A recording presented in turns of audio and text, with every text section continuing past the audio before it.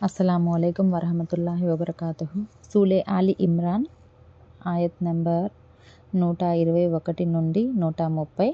ఔజుబిల్లాహి మినష్ షైతానిర్ రజీం. బిస్మిల్లాహిర్ రహమానిర్ రహీం. ఆయత్ నెంబర్ 121. ఓ ప్రవక్త, ఆ సమయాన్ని కూడా జ్ఞప్తికి తెచ్చుకో.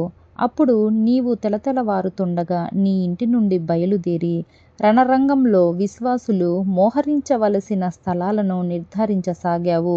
అల్లా అంతా వినేవాడు, అన్నీ తెలిసినవాడు. మెజారిటీ ఉలమా విద్వాంసుల ప్రకారం ఇది ఉహుద్ యుద్ధ రంగానికి సంబంధించిన సంఘటన. ఈ సంఘటన హిజ్రీ 3వ సంవత్సరం షవ్వాల్ నెలలో సంభవించింది. క్లుప్తంగా దీని పూర్వరంగం ఇది. ఏడాది క్రితమే హిజ్రీ 2లో బదర్ యుద్ధ మైదానంలో అవిశ్వాసులకు ఘోర పరాజయం ఎదురైంది. వారి వెంట వచ్చిన వారిలో 70 మంది అంతమయ్యారు. మరో 70 మంది యుద్ధ ఖైదీలుగా పట్టుబడ్డారు. ఈ పరాభవం వారిని తలెత్తుకోకుండా చేసింది. అందువల్ల వారంతా కలిసి ముస్లిములకు వ్యతిరేకంగా ఓ పెద్ద యుద్ధానికి వ్యూహరచన చేయసాగారు. వారి మహిళలు సైతం సమర సన్నాహాల్లో మునిగిపోయారు. 3000 మంది సైనికులతో వారు ఉహుద్ కొండ దగ్గర మోహరించి ఉన్నారని తెలిసినంతనే మహాప్రవక్త సల్లల్లాహు అలైహి వసల్లం తన సహచరులను సంప్రదించారు. మదీనాలోనే ఉండి శత్రువును నిలువరించాలా, లేక మదీనా పొలిమేరలు దాటి వచ్చి శత్రువును ఎదుర్కోవాలా అన్న విషయంపై సహచరుల సలహా కోరారు. నగరంలోనే ఉండి శత్రువును ఎదుర్కొందామని కొంతమంది సహాబీలు సలహా ఇచ్చారు. కపటాగ్రేసరుడైన అబ్దుల్లా బిన్ ఉబై కూడా ఇదే అభిప్రాయాన్ని వెల్లడించాడు. అయితే బదర్ యుద్ధంలో పాల్గొనే అవకాశం లభించని కొంతమంది ఔత్సాహిక సహచరులు మదీనా పొలిమేరలు దాటిపోయి బహిరంగ ప్రదేశంలో తలపడటానికే ప్రాధాన్యత ఇచ్చారు. ఆయన సల్లల్లాహు అలైహి వసల్లం తన కుటీరం లోపలికి వెళ్ళి సాయుధులై వచ్చారు. బహుశా తాము దైవ ప్రవక్త సల్లల్లాహు అలైహి వసల్లం మనోగతానికి విరుద్ధంగా సలహా ఇచ్చి ఆయన్ని ఇబ్బందుల్లో పెట్టామేమోనన్న సంశయంతో రెండో వర్గం వారు కించిత్ సిగ్గుపడ్డారు. దైవ ప్రవక్త, నగరంలోనే ఉండి శత్రువును ఎదిరించాలన్నది మీ కోరిక అయితే అలాగే కానివ్వండి, ఇక్కడుండే శత్రువును ఎదుర్కొందాం అని వారు చెప్పారు కూడా. దానికి ఆయన సల్లల్లాహు అలైహి వసల్లం యుద్ధ వస్త్రాలను తొడిగిన తర్వాత వాటిని విడువటం ఒక దైవ ప్రవక్తకు ఏమాత్రం శోభించదు అని చెప్పారు. కడకు 1000 మంది ముస్లింలు యుద్ధానికి బయలుదేరారు. తీరా రణరంగానికి చేరుకుంటూ ఉండగా కపటుల సర్దారు అయిన అబ్దుల్లా బిన్ ఉబై దైవ ప్రవక్త తన సలహాను పాటించలేదన్న సాకుతో 300 మందిని వెంటబెట్టుకొని ఇంటి ముఖం పట్టాడు.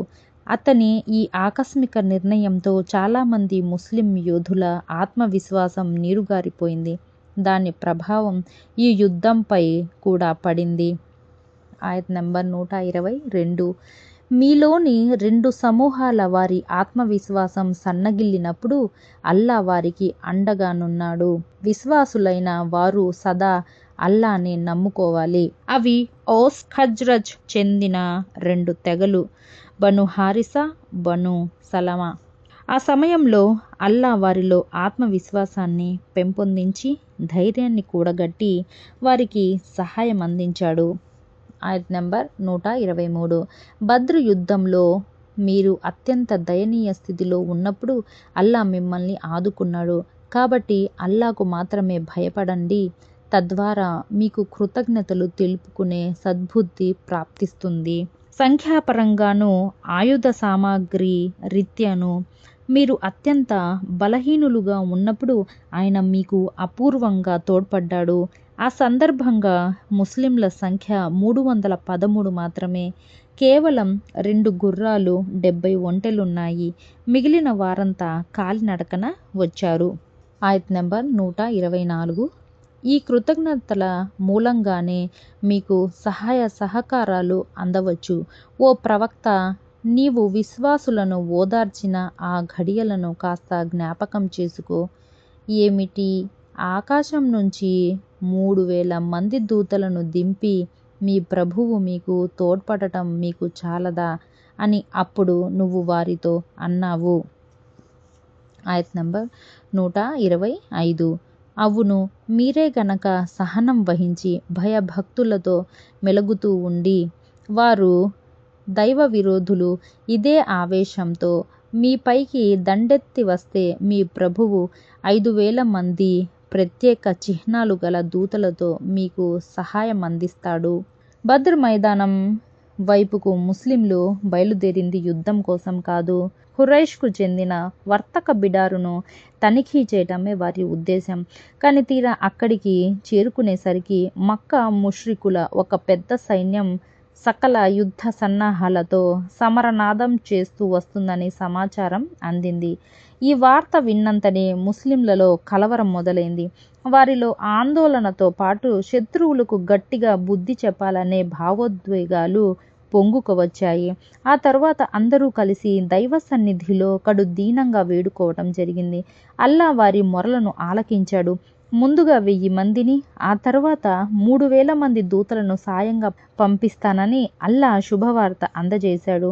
మీరు సహనాన్ని పాటిస్తూ అల్లాకు భయపడుతూ ఉన్న పక్షంలో శత్రు సైన్యం మీపై ఇప్పుడున్న ఆగ్రహావేశాలతోనే దాడి చేసినట్లయితే 5,000 దూతలను పంపి అయినా మీకు సహాయం చేస్తానని వాగ్దానం చేశాడు. కానీ ముష్రికుల ఉత్సాహం కాస్త కథన రంగానికి రాగానే నీరుగారిపోయింది. రణరంగానికి చేరుకోక ముందే వారి శ్రేణుల్లో భేదాభిప్రాయం పొడసూపింది. కొంతమంది మక్కాకు తిరిగి వెళ్ళిపోయారు. వచ్చిన వారిలో కూడా కొన్ని తెగల నాయకులు యుద్ధానికి సుముఖంగా లేరు. ఎటకేలకు 3,000 మంది దూతల సాయంతోనే ముస్లింలకు విజయం లభించింది. 5,000 మంది దూతలు రావలసిన అవసరం కూడా లేకపోయింది. అయితే 5,000 మంది వచ్చారని కొంతమంది వ్యాఖ్యాతలు అభిప్రాయపడ్డారు. అంటే వారు దైవ దూతలని గుర్తుపట్టడానికి కొన్ని ప్రత్యేక ఆనవాళ్లు ఉంటాయి. ఆయత్ నంబర్ 126. అల్లా మీ కొరకు దీనిని శుభవార్తగాను ఇంకా మీ మనోనిబ్బరం కోసం జరిగే ఏర్పాటుగాను చేశాడు. యథార్థానికి అసలు సహాయం మాత్రం అల్లా తరపు నుంచి లభించేదే. ఆయన సర్వాధిక్యుడు, వివేచనాపరుడు. ఆయత్ నంబర్ 127. అవిశ్వాసులలోని ఒక వర్గం కథ ముగించటానికి లేదా వారిని పరాభవం పాలు చేయటానికి, వారంతా ఓటమి పాలై వెనుతిరిగిపోవటానికి గాను అల్లా మీకు ఈ సహాయం అందించాడు. సర్వశక్తుడు, సర్వాధికుడైన దైవ సహాయ ఫలితమిది. అన్ఫాల్ సూరాలో దైవదూతల సంఖ్య 1000 అని తెలుపబడింది. మీరు మీ ప్రభువు సహాయం కోసం అర్థించినప్పుడు ఆయన మీ అభ్యర్థనను ఆలకిస్తూ 1000 మంది దూతల ద్వారా మీకు తోడ్పడానని, వారు వరుసగా మీ వద్దకు వస్తారని అన్నాడు. సూరే అన్ఫాల్ ఆయత్ నంబర్ 9. ఈ వాక్యం ద్వారా బోధపడేది ఏమిటంటే దైవదూతలు నిజానికి వచ్చింది 1000 మందే. అయితే అవసరాన్ని బట్టి 3,000 మంది కానీ 5,000 మంది కానీ పంపబడతారని వాగ్దానం చేయబడింది. కానీ ఆ అవసరం ఏర్పడలేదు. కాబట్టి 3,000 మంది లేక 5,000 మంది దైవదూతలు రాలేదని, ముస్లింల ఆత్మవిశ్వాసాన్ని ఇనుమడింపజేయటమే దీని ఉద్దేశమని, అసలు సహాయమైతే అల్లాదేనని కొంతమంది వ్యాఖ్యాతలు వ్యాఖ్యానించారు. అల్లాకు దూతల అవసరం కానీ వేరొకరి అవసరం కానీ లేదు. ఆయన సర్వశక్తుడు, సర్వజ్ఞుడు. అందుచేత ఆయన బదర్ రంగంలో ముస్లింలకు అండగా నిలిచాడు. ఫలితంగా ముస్లింలకు చరిత్రాత్మక విజయం వరించింది. అవిశ్వాసుల, మిథ్యావాదుల శక్తి సన్నగిల్లింది. సత్య తిరస్కుల అహం అణిగింది. ఆయత్ నంబర్ 128. ఓ ప్రవక్త, ఈ వ్యవహారంలో నీకెలాంటి నిర్ణయాధికారం లేదు. అల్లా కనుక తలిస్తే వారి పశ్చాత్తాపాన్ని ఆమోదిస్తాడు లేదా వారిని శిక్షిస్తాడు. ప్రస్తుతానికి వారు అక్రమానికి పాల్పడిన వారే. అంటే ఈ అవిశ్వాసులకు సన్మార్గం చూపటమైనా లేక వారి విషయంలో మరేదైనా నిర్ణయం గైకొనటమైనా అదంతా అల్లా చేతుల్లో ఉంది. హదీసుల ప్రకారం ఉహుద్ రణరంగంలో మహాప్రవక్త ముహమ్మద్ సల్లల్లాహు అలైహి వసల్లం వారి దంతాలు రాలిపోయాయి. ముఖారవిందానికి కూడా గాయమైంది. అప్పుడు ఆయన సల్లల్లాహు అలైహి వసల్లం, ప్రవక్తను గాయపరిచిన జాతి ఎలా బాగుపడుతుంది అని పలికారు. అంటే ఇక వారు సన్మార్గం పొందే అవకాశాలు మృగ్యమైపోయానన్న భావం ఆయన సల్లల్లాహు అలైహి వసల్లం మాటల్లో వ్యక్తమైంది. అప్పుడు ఈ ఆయతు అవతరించింది. మరికొన్ని ఉల్లేఖనాల ప్రకారం ఆయన సల్లల్లాహు అలైహి వసల్లం కొంతమంది అవిశ్వాసులను శపించటానికి ఖునూతే నాజిలా కూడా నమాజ్లో చేసేవారు. దానిపై ఈ ఆయతు అవతరించగా సల్లల్లాహు అలైహి వసల్లం ఖునూతే నాజిలాలో వారిని శపించటం మానేశారు. మహాప్రవక్త సల్లల్లాహు అలైహి వసల్లంకు సర్వాధికారాలు కలవని వాదించే వారికి ఈ ఆయతు కనువిప్పు కావాలి. తాను తలచిన వారినల్లా సన్మార్గాన పెట్టే అధికారం సల్లల్లాహు అలైహి వసల్లంకు లేదు. దైవ ప్రవక్తలు దైవ సందేశాన్ని మానవాళికి అందచేసి వారిని నరకాగ్ని బారి నుంచి కాపాడటానికి నిరంతరం పరితపిస్తూ ఉంటారన్నది అక్షర సత్యమైనప్పటికీ ఆ సన్మార్గ భాగ్యాన్ని ప్రసాదించేవాడు మాత్రం అల్లాయేనని మరువరాదు. దైవ ప్రవక్త ఎవరినైతే శపించారో వారంతా కడకు ఇస్లాం స్వీకరించారు. దేవుడు వారికి సద్బుద్ధినిచ్చాడు. కాబట్టి సర్వాధికారి, అగోచర విషయాల జ్ఞాని కేవలం అల్లాయేనని అవగతమవుతుంది. ఆయత్ నెంబర్ 129. భూమి ఆకాశాలలో ఉన్నదంతా అల్లాదే. ఆయన తాను కోరిన వారిని క్షమిస్తాడు, తాను కోరిన వారిని శిక్షిస్తాడు. అల్లా క్షమించేవాడు, కరుణించేవాడు కూడాను. ఆయత్ నెంబర్ 130. ఓ విశ్వసించిన వారలారా, ద్విగుణీకృతం బహుగుణీకృతం చేసి వడ్డీని తినకండి. మీరు సాఫల్యం పొందటానికి గాను అల్లాకు భయపడండి. ఉహూద్ పోరాటంలో ముస్లింలకు ఎదురైన అపజయానికి అసలు కారణం దైవ ప్రవక్త పట్ల అవిధేయత, ధన వ్యామోహం.